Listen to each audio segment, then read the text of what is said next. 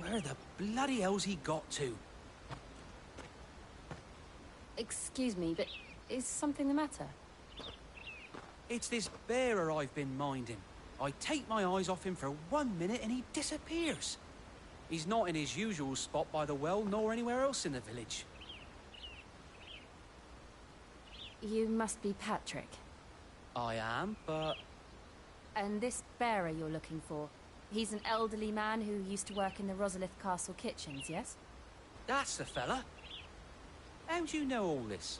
I've never seen you in Eastpool before, but you seem to know the place better than I do myself.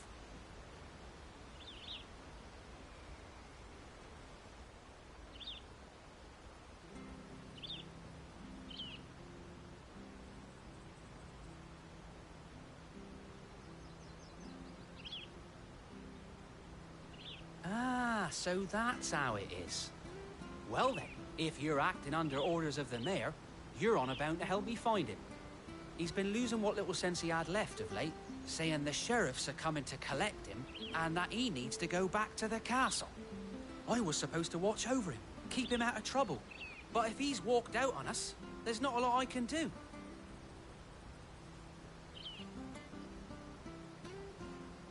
Understood. You keep searching here, we'll look for him outside. Thank you. I'm in your debt.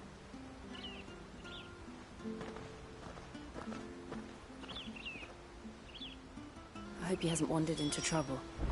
Let's just concentrate on finding him.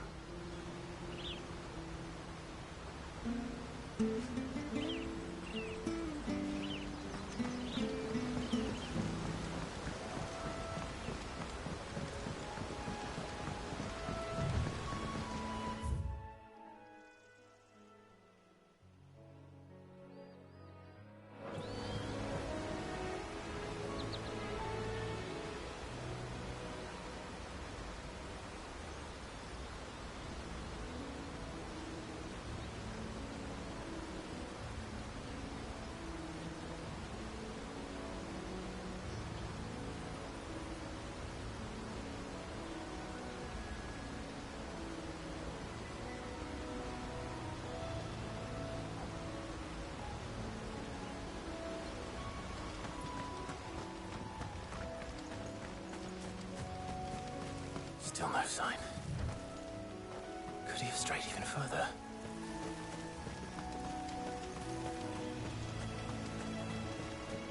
Drink up now, my darling.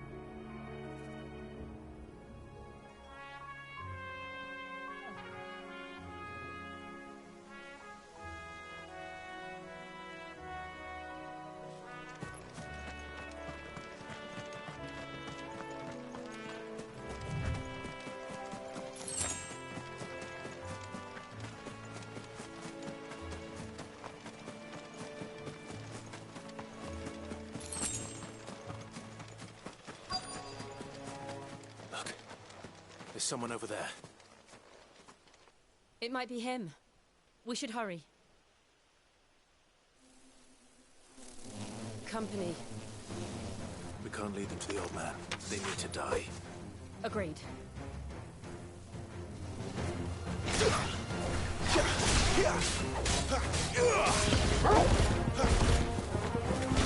Over here. Get him, boy! Oh, sick of trouble!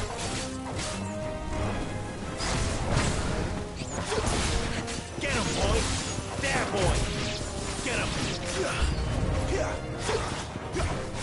You know what to do, boy! Sick of trouble! all you've got, boy. Get him, boy. Sick of Toggle. There, boy. You know what to do, boy. Get him, boy. Keep your distance, boy.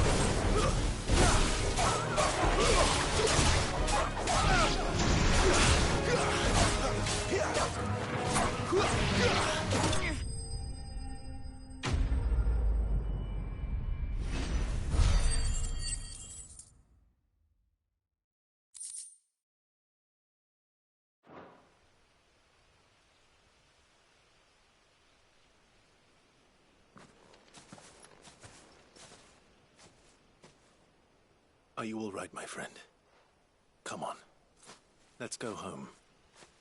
Your Grace, you came for me. I waited for you so long, but you finally came. I'm not who you think.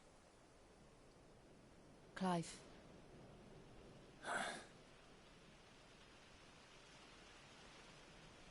Yes. Pray forgive my long delay. It's nothing, Your Grace. I prayed to the Founder that you would come, and at long last, he answered. Will we be returning to the castle, then? There is still a place for me in the kitchens? No, my friend.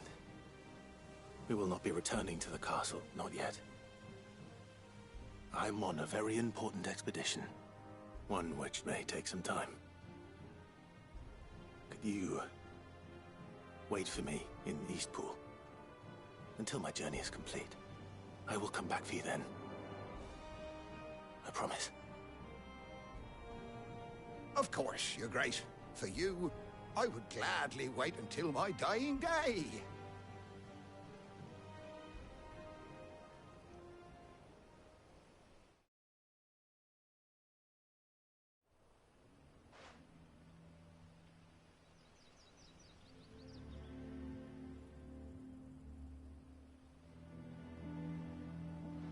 Thank you, both of you. You've been most kind. The memory of serving the late Archduke was as one light in the darkness, and now that light burns a little more brightly. It's nothing but a fantasy, of course, but it's better than the truth of the matter. A damn sight better. The blight is on our doorstep. Our harvests are failing. The people are leaving in droves. If it weren't for Lady Hannah selling half her worldly goods to provide for the few of us who stayed behind, we would long since have starved. We want to keep the bearers safe here, we really do. But unless a miracle happens, we won't be able to spare a crust of bread to share between them soon enough. Is it really that bad? So bad, I even petitioned the Imperial garrison to take them. But when they found out where they'd come from, they damn near spat in our faces. Ducal dogs, they called them. Enemies of the Empire. I know a man named Sid, who would gladly give a home to any bearer in need of one. Leave this with me. As soon as I return from Phoenix Gate, I'll speak with him. Thank you, my lord. Will you be passing through Eastpool on your way back? I should very much like to speak with you again, if you have the time, regarding the future of the village, and what might be done for Lady Hannah. After all, she's done for us. Yes, of course. I'll be back anon. Fare you well, my lord, my lady. I wish you a safe journey.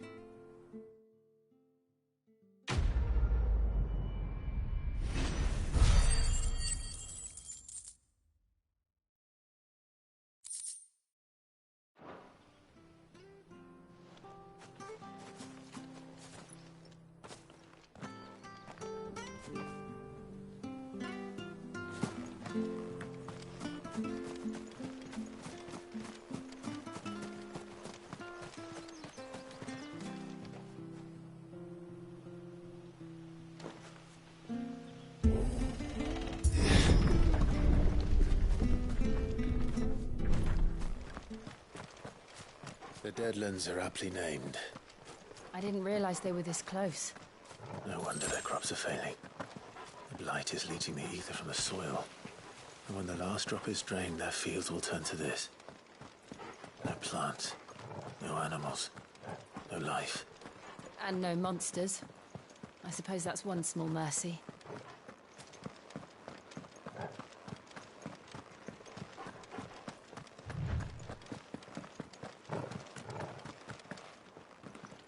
What's this? Another relic of the Fallen.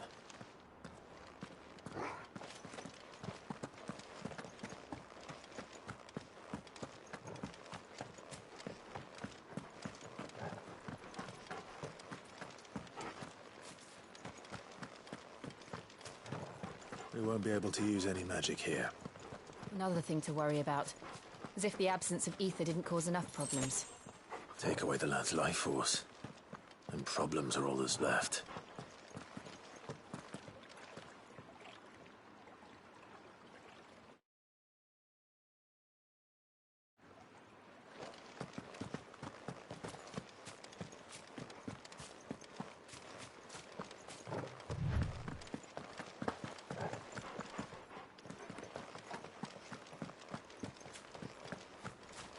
I can hardly imagine what this place used to look like before the Blight took it. I remember. It was beautiful.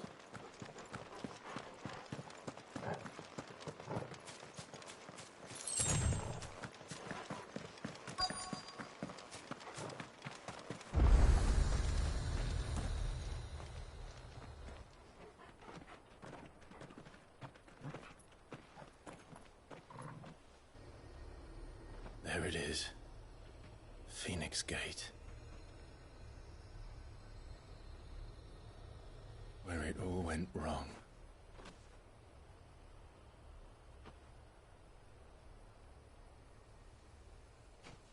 Come on, Clive.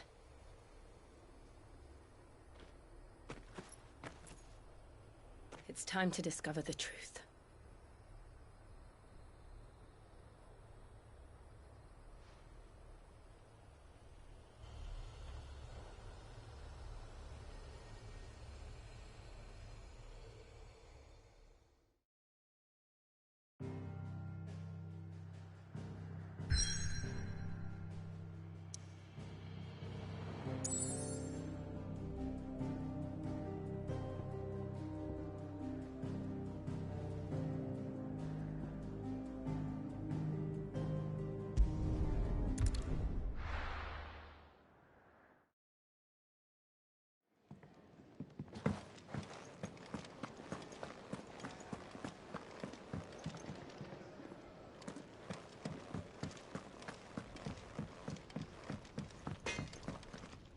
I see I'm busy here.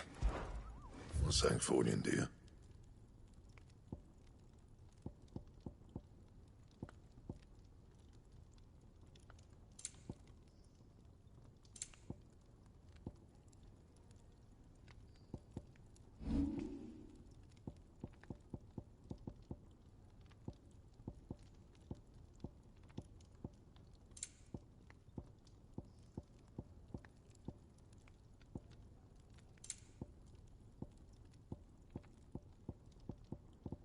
Anything else?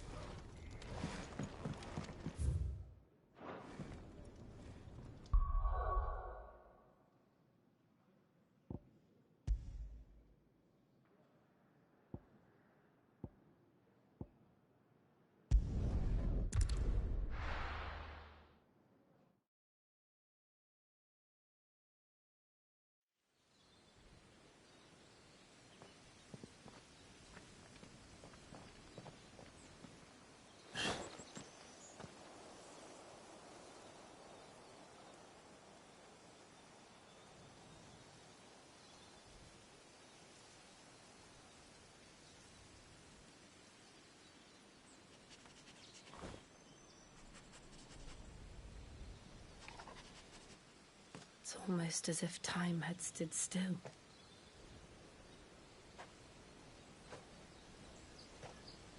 I suppose no one had any cause to return here. No. is just as I left it.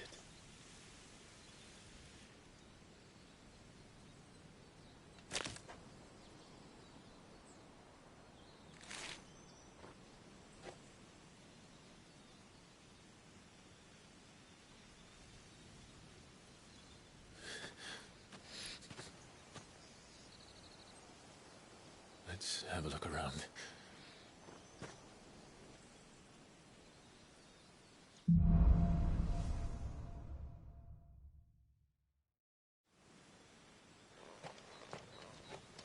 Could I have done this? Could anyone?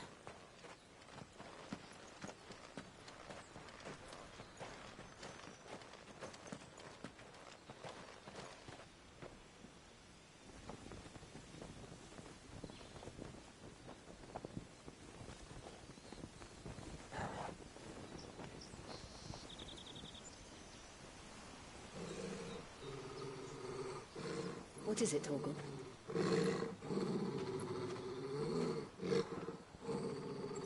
Clive.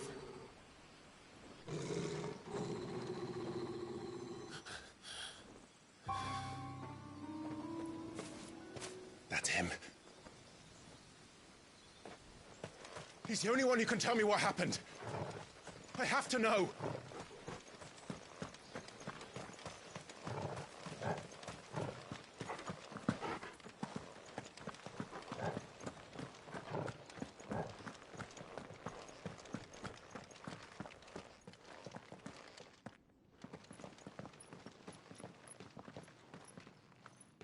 Where is he? Nowhere to be seen.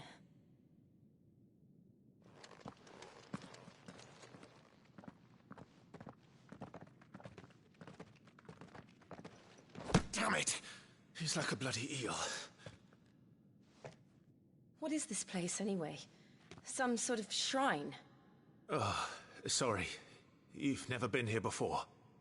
This is the Hall of the Gate. The gate? It's a relic of the Fallen. Only the Phoenix's dominant can open it. Hence the castle's name. This was where Joshua was supposed to...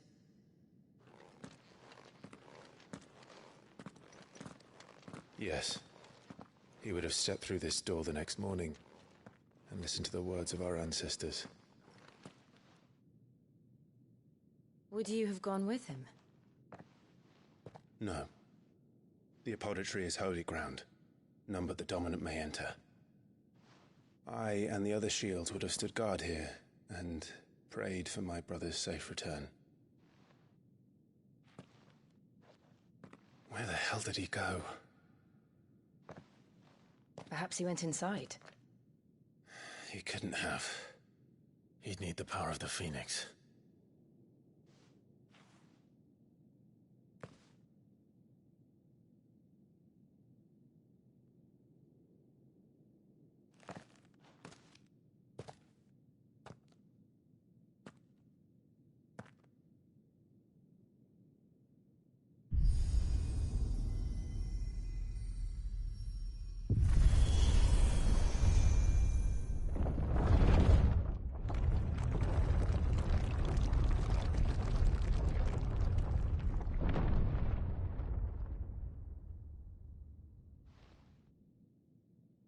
Thank you, Joshua.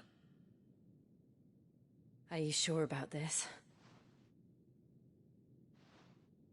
Nevermore.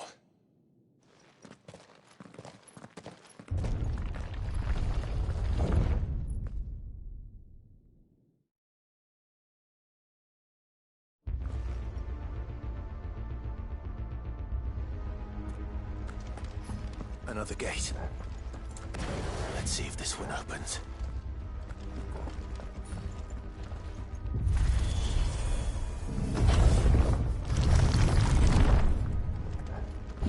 Could this place really be a fallen ruin?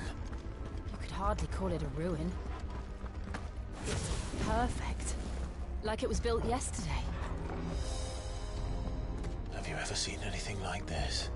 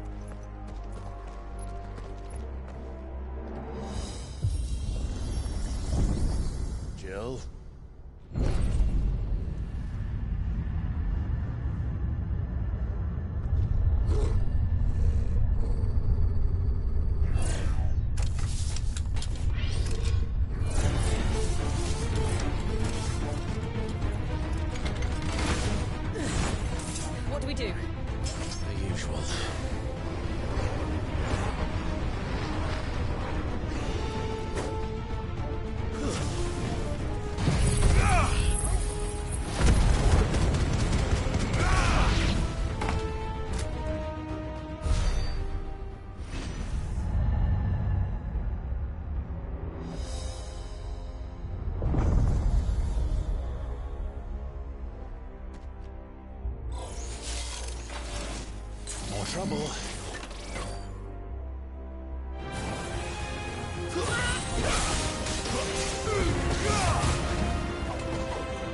That's enough. Get him, boy. Keep your distance, boy. Sicker, Torgal. Give them all you've got, boy. Now stay down. Give them all you've got, boy. There, boy. That's enough. There, boy. Don't let them get away.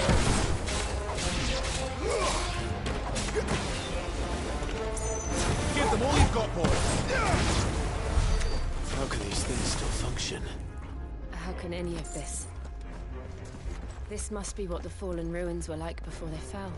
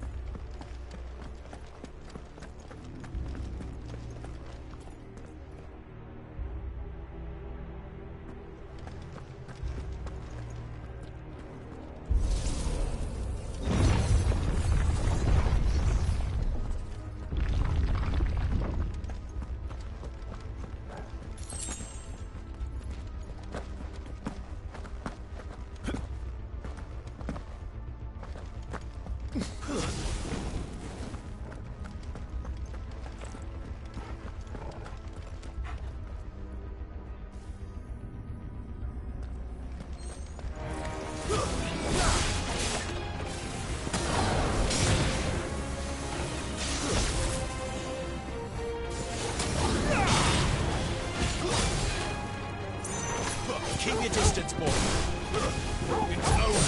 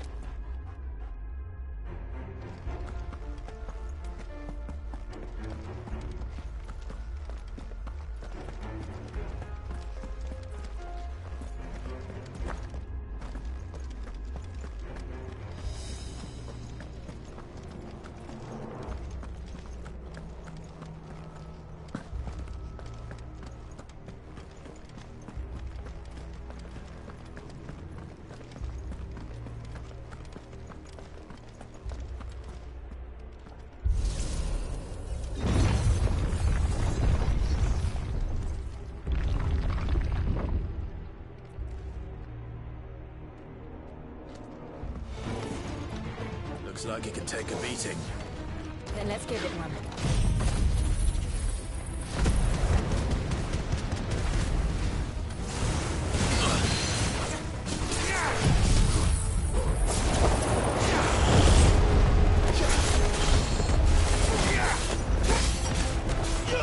Sick of Torgal. You know. Sick of Torgal. Over here. You know what to do. Get up, boy. Over here. Sick of Torgal. Get him, boy. Sick of Torgal. There, boy. You know what to do, boy.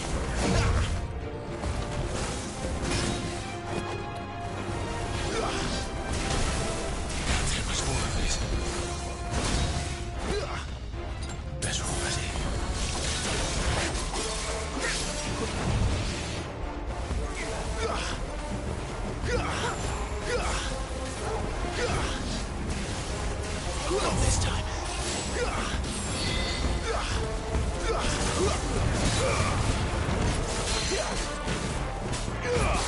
Sick of Torgal. Get him, boy.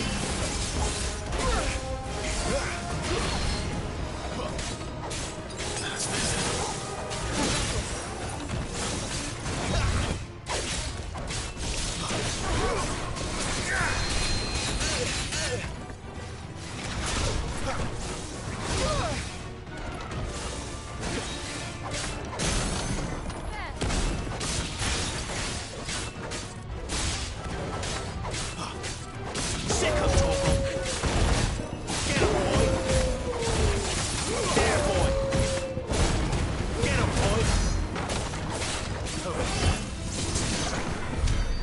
any of this make sense to you?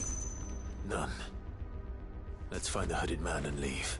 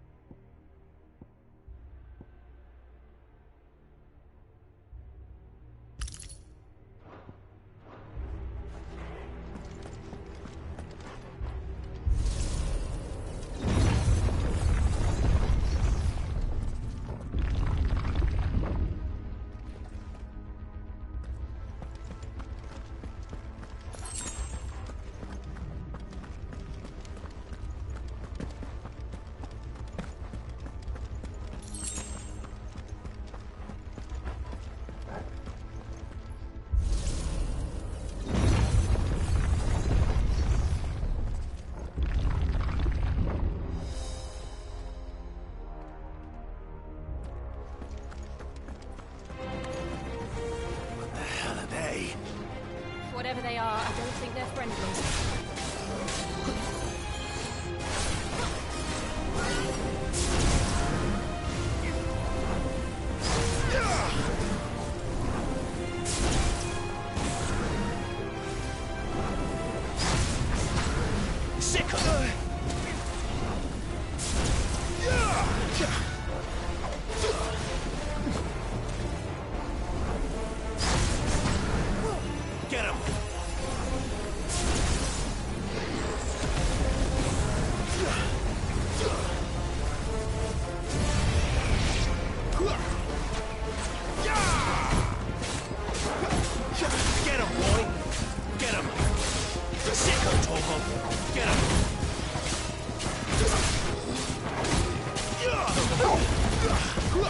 You know what to do, boy.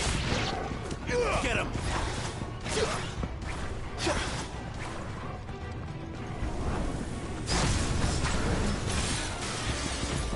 Sick him, Toggle! Get him, boy!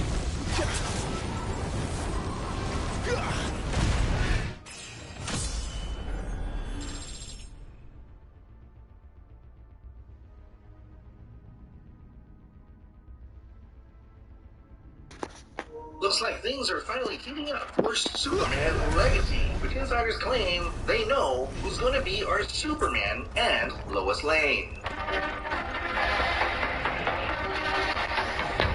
Superman Legacy doesn't come out till July 11th of 2025, and James Gunn hopes to have Superman Legacy before cameras in early 2024. But he's going to need his Superman and Lois Lane, and also Lex Luthor. Well, over the weekend, James Gunn apparently paired 6 hopefuls for Clark Kent and Lois Lane. According to the Hollywood Reporter sources, he assembled 3 actors and 3 actresses for Superman and Lane, respectively. And on Saturday, the first day of the testing, the actors were seen in predetermined pairs.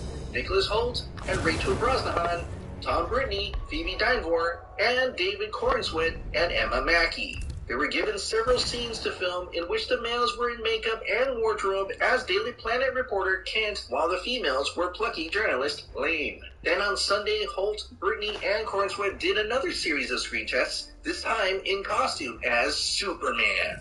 Interestingly enough, only Mackie was brought in that day to portray Lane opposite the actors. Now they want to caution that doesn't mean that Emma Mackey is going to be Lois Lane, but since they only brought her in to film alongside the 3 different men, it kind of just gives away that Emma Mackey may just very well be our new Lois Lane. By the way, is Hollywood cloning people now? Because this is Emma Mackey, who looks like Samara Weaving, who looks like Margot Robbie, who looks like Jamie Presley. I mean, are they related at all? Now, insiders are saying that even though it's not confirmed yet, they are placing their bets on one of the 3, David Cornsweet. Which, after just looking at it for a while now, I would say David Cornsweet and Emma Mackey, they definitely look like they could have the chemistry to be our new Clark Kent and Lois Lane. But not only that, sources say there is also a short list for the villain, Lex Luthor. Siblings Alexander and Bill Skarsgård have been mentioned as being on it, but it's not clear whether Nicholas Hoult is on it as well. And to be honest, my money is on Bill Skarsgård, only because he's played villains many times, and his role in John Wick 4 was phenomenal. Apparently there are also other heroes to cast, such as the members of a supergroup named The Authority, which is part of the new storyline, Superman Joining a World, in which superheroes already exist. Now, it's quite unsure if they're going to reveal who's going to be our new Superman, Lois Lane, and Lex Luthor yet, but these 3 look like a match made in heaven for the new Superman legacy. The person you're about to meet was once Milo's only ray of light. People say he is the most just of all judges. However, he's just a sinful executioner. Long time no see, Julie. The former...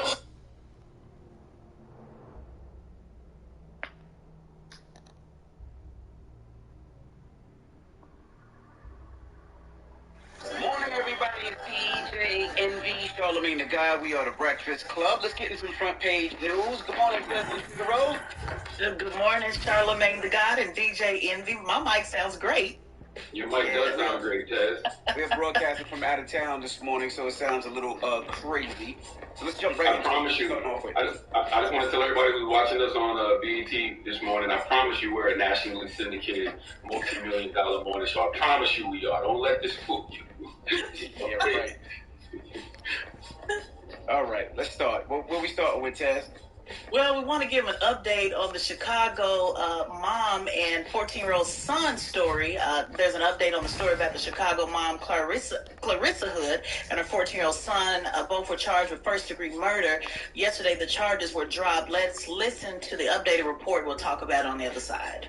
After video has surfaced over the weekend showing Clarissa Hood violently attacked inside of a restaurant, that video now viral on social media. Now, Hood and her 14-year-old son were released from custody just a short time ago after being charged with murder. The state's attorney's office saying, quote, based upon the facts, evidence, and the law, we are unable to meet our burden of proof. The incident took place inside a restaurant at 116th and Halsted. Hood was picking up food while her son was in the car. Prosecutors say she and 34-year-old Jeremy Brown had gotten into an argument. She then texted her son to come inside. The son stood in the doorway as his mom was punched 3 times in the face.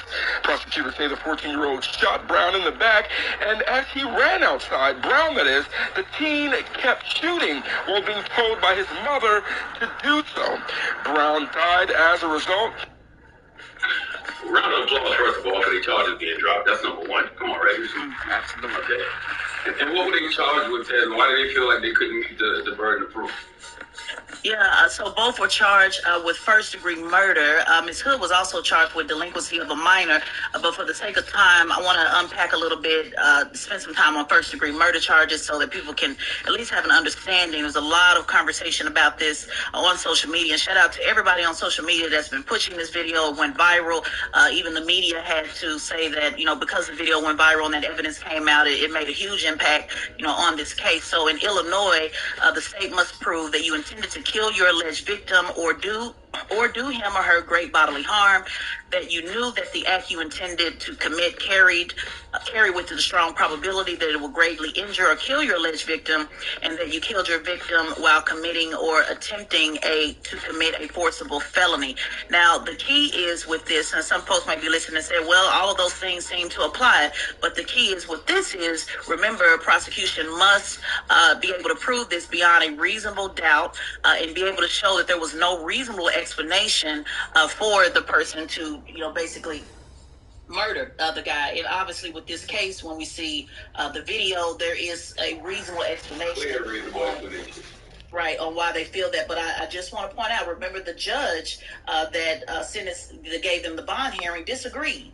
So this is where interpretation of the law comes into play. You can have a judge that thinks one thing that says, hey, he was fleeing. The judge had the evidence and said that, hey, when he was fleeing, that's when you committed the first degree murder. And then you can have somebody else, say something totally different. So two other things I want to point out, and I'm going to toss it back to you guys. I just want to point out that the family is insisting that she did not instruct her son to do any of these things. And they want to make a point that people know that he was an honor roll student, that she was licensed to carry, and that they had no previous background in anything close to this. That young man did nothing wrong. We have all of these conversations about, protect all women, but I mean, come on, that wasn't just a woman, that was his mother. You know what I mean? And somebody looked at this, absolutely. That's right. Somebody looked at this situation and just saw it for what it was. Yo, this guy, random stranger, swings on this dude's mom. This dude had his mom's legal firearm and decided to use it. 14 years old, like that. I can't see a jury convicting that young man. I don't see how they would have ever won this case. Not at all. Like you said, that man punched his mother 3 times in the face. Well, come on, man. Sit there and watch. And the guy, I seen the video of the guy. The guy was a big guy. It wasn't like he was a little, small, scrawny guy. He was a big guy. So he protected his mom, and I don't see anything wrong with that. That's right. That's what I said. It's over food. That's my whole thing. Like, what happened? What causes a situation to escalate that much? How come nobody was able to intervene and talk that dude off the ledge? How come he couldn't talk himself off the ledge? Why did he feel in that moment he had to project whatever pain and hurt he was going through onto that woman? Like, you went in there with a burger and came out with some wings. Mm-hmm. And just mind if I get on a quick little soapbox for a second? People that follow me on my Instagram page at Tesla Figaro, they watch this family really trying to get this story out, to the media. And so I'll be talking to some folks today on why they did not tag me, in this story. And so I just want to point out, that I'm sitting up here for a reason, to make sure that we have our voices are heard. The family was desperately trying to get this information out, and I can't just depend on algorithms, to tell the story. If you see a story like this and you see somebody's trying to get the message out to the media, don't just click like. That's, to me, just like standing by. Imagine if people just didn't stand by with this case, it could have had a different solution. So tag me, send it to me. I can't catch everything. I can't catch every inbox I get, but don't sit here and just click like and scroll and say, oh, that's unfortunate, and keep it moving. Let's work together. We are our only medium. Believe it or not, the Breakfast Club does have 8 million listeners per month that listen live on the radio, 10 to 12 million that listen on the podcast, and BETs in over 90 million homes. This is a national syndicated radio show, believe it or not. So when we get that information, when you guys see that, send it to me so that we can get it out to the people. And then one last thing. Just want to correct you on one thing. Breakfast Club podcast is 15 to 20 million downloads. Okay, give them the math. We gotta pay some bills so we can make sure we stay here. All right, it's the update. Get it off your chest. 585-1051. If you need anything, call us up right now. Again, 800-585-1051. It's the Breakfast Club.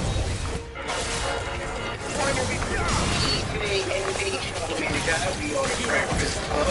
We got a little crazy this morning because we're broadcasting. We're looking through this front page news.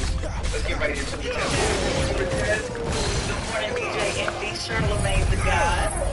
What's up, Ted? Let's jump right in.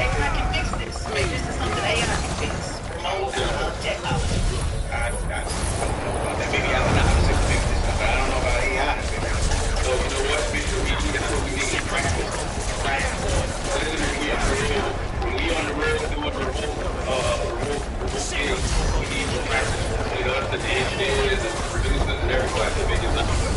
I tell you, it looks like we're in the same room. It looks like some shade room. We just fought each other because your son and my mom look like we're in the same room at the same time. Yo, man, stop daydreaming. Stop projecting. Look at that daydreams on all of them. All right, where we start, Jazz? Get him. No problem. Let's do a quick update on the Florida story and social media all buzzing on Susan Lorenz. To get this quick news out, Florida officials have declined to file second-degree murder charges against Susan Lorenz, that is the shooting and killing her neighbor A.J. Owens through a closed door, citing insufficient evidence.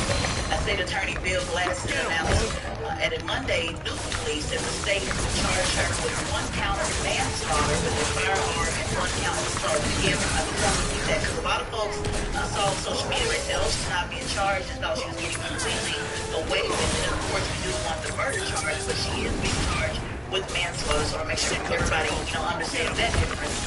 Now, again, you may remember this case we talked about on Front Page News. Shooting obviously gave Susan the donkey of the day as well. And this is where, her children were playing near her home. Went over to talk to the neighbor. She shot the door.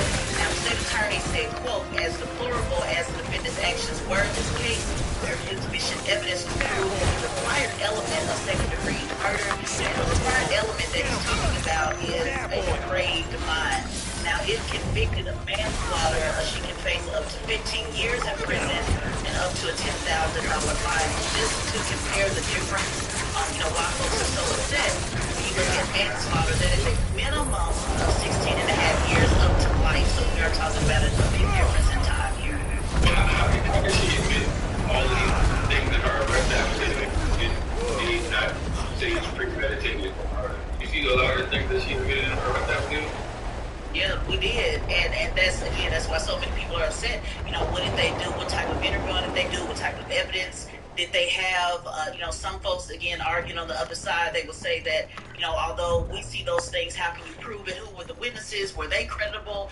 Was this something that you can prove? And so one thing about me, I've worked on a lot of Florida cases. Sometimes when you overcharge, the person gets away with it completely, like what we saw with George Zimmerman. We also saw that with the Casey Anthony case as well, the overcharging. So again, I'm not proposing or promoting that this woman should not get murdered. People pointed out that sometimes it is a legal strategy. Now, I just want to go over what a depraved mind is, because that is the language that's being circulated. And that is when a person is committed without any premeditated design by an act dangerous to another, or a depraved mind showing no regard for life. Premeditated, this woman talked about, what she would do. She bought a weapon. She talked about, she made a lot of racial slurs. But again, it comes down to what are those prosecutors able to prove. And so when we look at manslaughter, that is conducting and negligence that resulted in the death of another person. So, I'm looking at the arrest affidavit. She admitted that she bought the gun for aging. She admitted to researching dating the ground law. They have 5 witnesses that said after she had told AJ to find her own gun, she threatened AJ's 12-year-old mother with an umbrella and said, "Go get your mother." She admitted to calling the police when she was hurt. Witnesses said that she called the children slaves. Witnesses in the Underground Railroad. She admitted to going on the case that AJ's Canaan. She lied to the police about the timeline of her 911 call. The police in the shooting. I mean, like, dang. This is an open and shut case, it sounds like. I mean, dang. Yeah, absolutely. That's why we want to continue to put the pressure on them. And again, I do believe, should be second-degree murder. So, again, like I always say, Charlamagne, push the line politics until something happens. Let's also remember, again, when you look at your state attorneys, you look at your district attorneys, these are elected seats. Even when we talk about the C earlier, just the Chicago case, I want to point out that Judge Dawkins was appointed. So when you look at, these positions and who decides who gets charged and who actually goes to jail, and if they get, what happens with that, we're talking about elected seats. So again, continue to push the line for this family, but that is the difference between the two. And since you talked about stand your ground, I just want to give a point again, because I know people keep bringing that up, that this was not a stand your ground case. Even the sheriff said it was not a stand your ground. So stand the ground has nothing to do with it. If they did, she wouldn't even be charged for the manslaughter. So that's where we at with. Well, thank you so much, Tez. All right, now when we come back, that was front page news. We sound a little off this morning. Charlamagne and I are trying to broadcast remote. It sounds bad.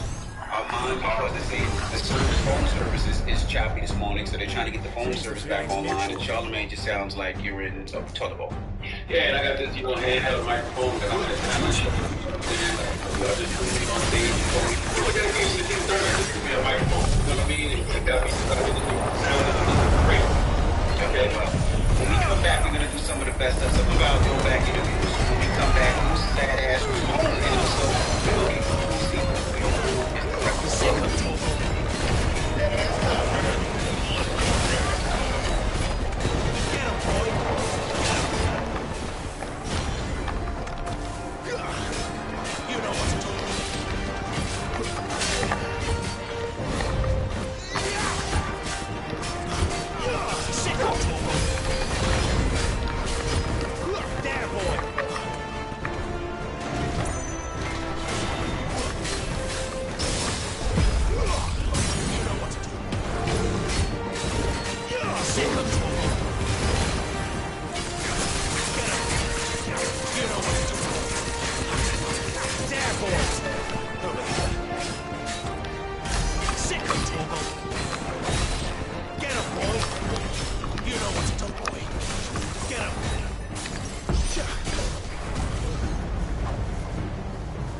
drawing in energy.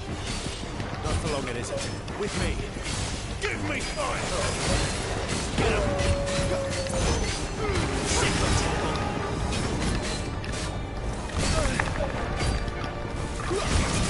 Get up! Sick of trouble!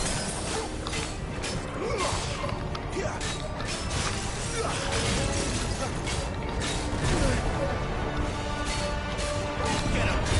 There! It's down! This is our chance. Sick of trouble! Therefore! You know what to do, boy! Get him, boy!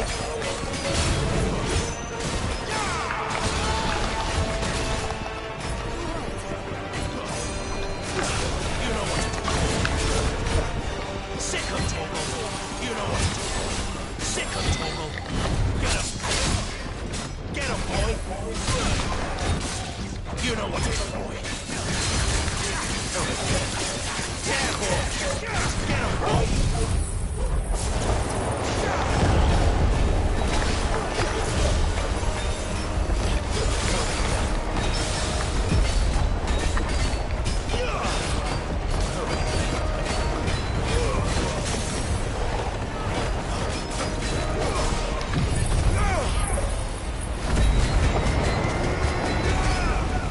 Get him! Sick of trouble! Get him, boy! Get him! There, boy! Sick of trouble! Get him, boy!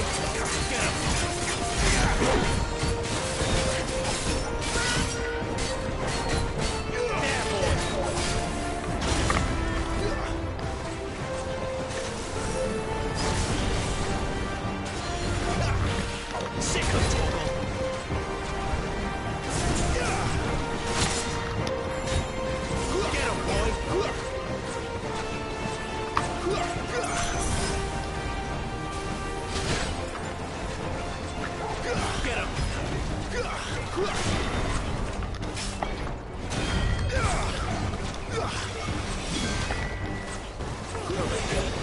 Sick of trouble! You know what to do, boy! Get him, boy! You know what to do, boy! You know what to do, boy! Get him, boy! You know what to do, boy! Sick of trouble!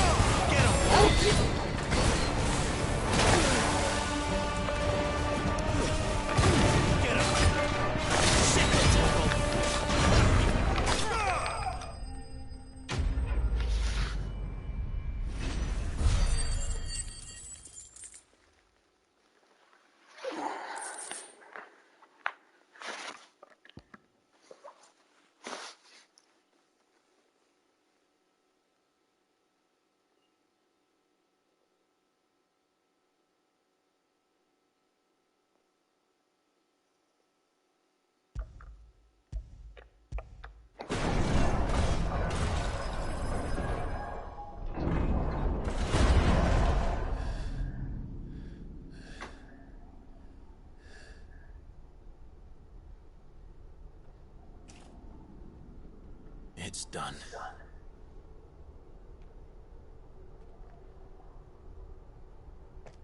What are these creatures? And why do they keep attacking us?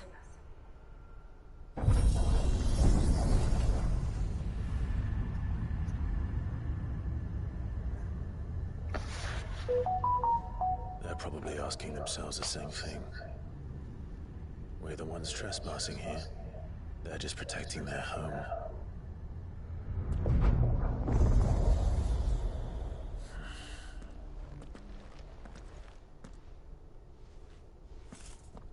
Jill, look.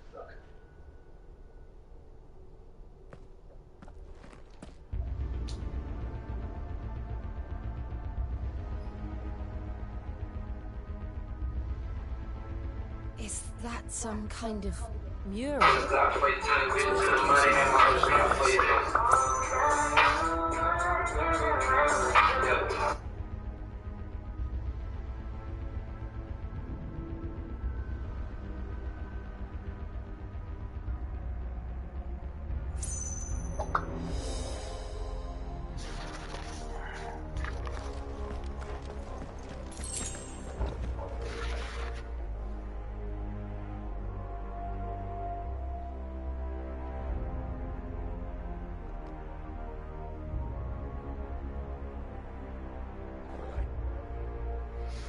Always look at that sign, you know, come on, own your own home. So one day I just said, okay, I'm gonna go talk to the banker. And he didn't tell me, no, it's not possible. He told me anything was possible. Hi, I'm Veronica, and this is my banker, Roger.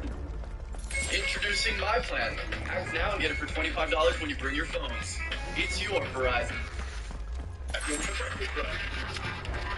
Morning, everybody. It's DEJNB, Charlemagne the Guy. We are the Breakfast Club. Now, if you're just joining us, this topic comes from JT and Little Uzi. They allegedly got into an argument where she threw her phone at him, and then she ran out the awards, and he chased her. And we're asking about public fights. The worst public fight you got into with you and your spouse. 800-585-1051.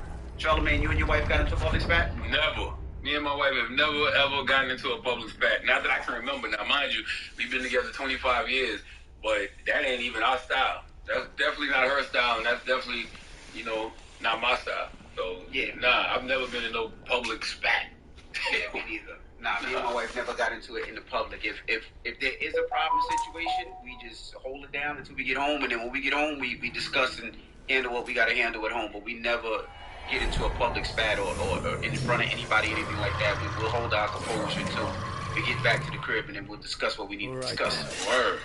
But like you said, we've been together so long. I don't know if there was something early on. I don't remember. I don't recall that. But that's not my demeanor. That's not her demeanor. You know, so that's not even how we get down.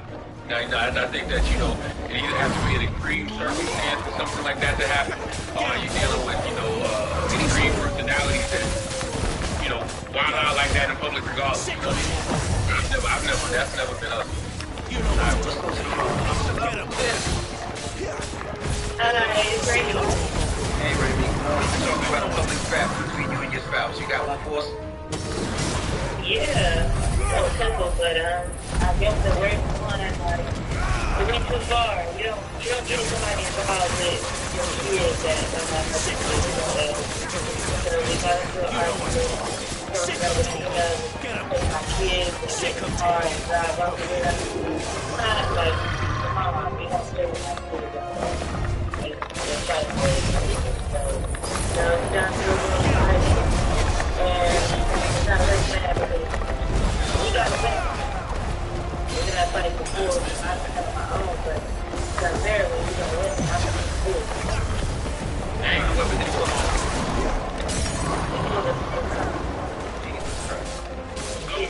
You left that after you told me what we I had a little bit left.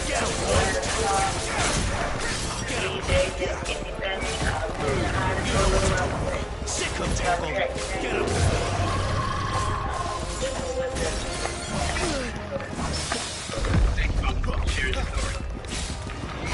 Hello, who's this? Get him, boy. Hello. Sick of tackle. Hey, what's your name, bro? there, Anthony Davis. Anthony Davis, we're talking about some public fight you got into, a public spat that you got into with your spouse. Talk to us. Even more secrets than we thought. All right, so this one time, me and my woman was going to the gas station, and then we had some words back and forth over some petty. I can't really recall what it was, but anyway, so we get to tussle inside the car. You know, we swing at each other here and there. Then I get out of the car like, I'm about to get some gas. You acting crazy. So I go to the gas station, he get mad, and come in the gas station. We start fighting in front of the clerk and the customers that's in the gas station. The clerk like, oh, y'all need to get out. I'm going to call the police. And I ran out, and she picked me up down the street from the gas station, and we started laughing about what happened in the gas station. Y'all, that's that toxic love that y'all find attractive, huh? It was toxic at the time before, but nah, it ain't toxic no more. That's good. I'm glad y'all grew out of that. Absolutely. Hello, who's this? This Darius from Detroit. Look out. What's up, bro? We're talking about you and your spouse getting into a public spat. Talk to us about it. What up, though? So, yeah, man, this was about 10 years ago. We had an ex-girlfriend, we arguing, and then God come around the block, say something to me. I know he said, I'm in the middle arguing with her. He steps back around the block, then I noticed I'm in the same car again. He was up, saying something else. So now I had to pay attention to him. I'm like, what are you talking about? In an open area, I'm like, I'm still arguing with my girl, but why is this your business? And all of a sudden, I position myself because I'm like, I'm kind of out in the open. So I kind of position myself to where I'm not so open. And all of a sudden, I just see a flash of light. And as I realized he was shooting at me, I was shooting at him. It was pretty crazy. So, yeah, you know, that's how I go down to Detroit. My light-skinned girls, I guess. I don't know. But Andy, man, I just want to tell y'all though too, man. I love the show. No. You ain't gonna just go talk to Envy after saying something like that. Saturday, yo. Honestly, I can't believe I'm talking to y'all brothers, man. I love y'all brothers, man. We love you too. Going for the culture, absolutely. We love you too, but you mean we're talking about public spats? We talking about JC throwing a phone at Uzi. You talking to us about gunshots and light-skinned girl? What's up, man? It got kind of crazy. It get kind of crazy in Detroit from time to time. So, you know what I'm saying? East side from the east side. You know what I'm saying? 7 Mile. It get kind of wild. Like I said, I was just arguing with my girl. My man came around the block, said something. He came back when he spun the block. And I guess he felt like, no, he gonna make me stop arguing with my girl. And yeah, he wanted to shoot at me. What does complexion have to do with this? Oh, you know how people acting over light-skinned girls don't know how to handle themselves sometimes. I don't know. It's coming to air with them. I don't get it. I don't get it. That is not true, sir. You know, I am a stern believer in the blacker the berry, the sweeter the juice. Absolutely, but some people don't understand that. Yeah, I've always